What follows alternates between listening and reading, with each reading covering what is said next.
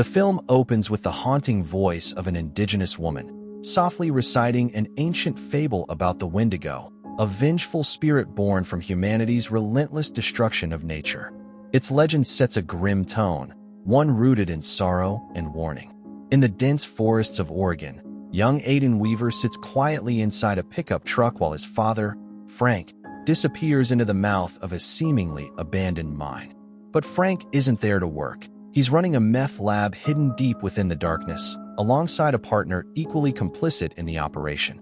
Inside, the men find strange talismans and objects dangling from the ceiling, primitive symbols meant to ward off evil. A low, guttural growl reverberates through the air before chaos erupts. An unseen force descends upon the pair, and the mine is swallowed by screams and shadows. Aidan, unaware of the horror, steps toward the entrance, calling out for his father. 3 weeks pass. Julia Meadows, a middle school teacher grappling with her own quiet trauma, lectures her class on the purpose and power of fables. She calls on Lucas Weaver, Aidan's older brother, but he remains silent, detached, and unreadable. Bullied by classmates like Clint Owens, Lucas carries a weight no child should bear.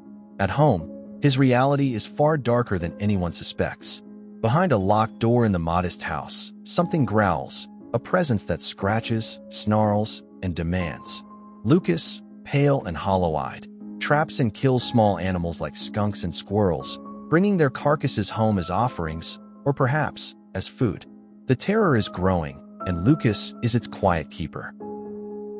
At the end of a long day, Julia Meadows returns to her quiet home where her brother Paul, the town sheriff, is waiting. Beneath their sibling bond lies a fractured past. Julia is a recovering alcoholic, still haunted by the abuse they both endured at the hands of their father.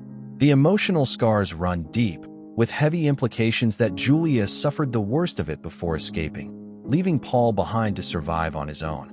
In her classroom, Julia listens as young Lucas Weaver timidly shares a fable of his own creation, one about 3 bears. He speaks of Big Bear, Little Bear, and Baby Bear. Big Bear, much like his father Frank, struggles to care for the younger two. When illness overtakes Big Bear and Baby Bear, Little Bear is left to fend for them both. The tale, innocent on the surface, is laced with quiet desperation. Julia senses the hidden truth behind the story. Concerned, she later follows Lucas as he walks home alone through the dimming streets. She gently invites him to get ice cream, trying to offer comfort. But as the conversation turns toward his home life, Lucas abruptly shuts down. Guarded and anxious, he pleads with her not to follow him and disappears into the shadows. Behind closed doors, Lucas's reality is bleak. He continues to care for his younger brother Aidan and their father, Frank, all by himself. But Frank is no longer the man he once was. After his encounter in the mine, something has changed, something monstrous. Frank grows increasingly feral, consumed only by a hunger for rotting flesh.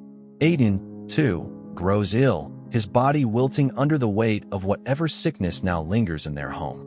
And Lucas, still just a boy, bears the impossible burden of holding their world together. Julia grows increasingly concerned that Lucas may be suffering from abuse.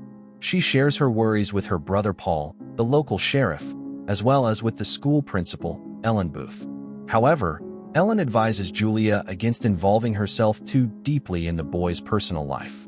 Despite the warning, Julia visits the Weaver residence to check on Lucas, but she halts outside when she hears a low, guttural growl emanating from within the house.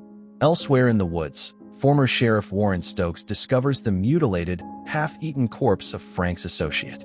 He quickly reports the grisly discovery to Paul, who in turn informs Julia. Paul notes that although he had previously arrested Frank on drug charges, he never imagined him capable of such brutality. With her unease escalating, Julia encourages Ellen to make a formal visit to the Weaver home. When Ellen arrives, she finds the door unlocked and cautiously steps inside.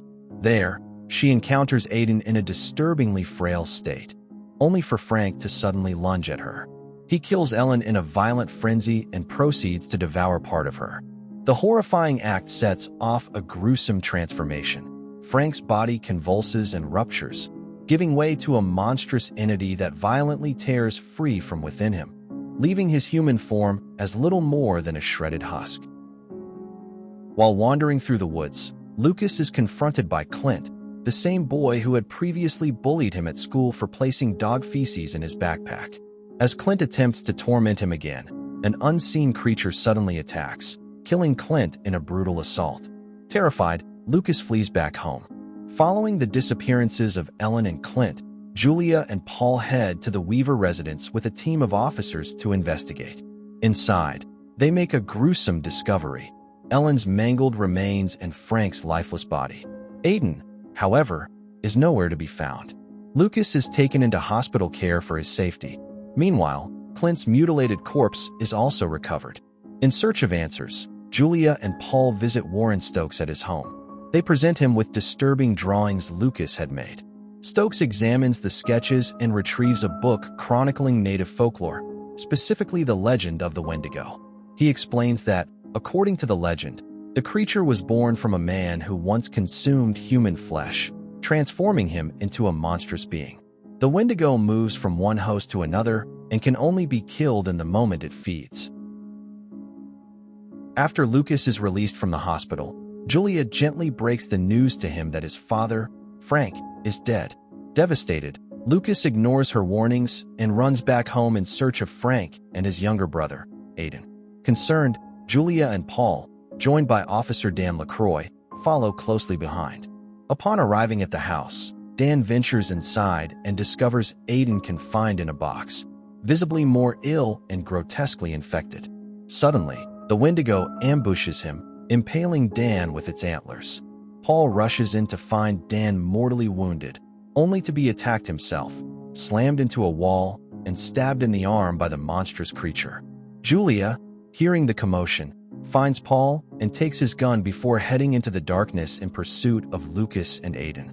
Inside the old mine, Julia comes face to face with the Wendigo as it devours the carcass of a bear with the boys nearby. She engages the beast in a brutal fight and is severely wounded. Lucas joins the struggle, thrusting a lit flare into the creature's side, giving Julia the chance to stab it repeatedly until she manages to rip its heart out. However, their victory is short-lived.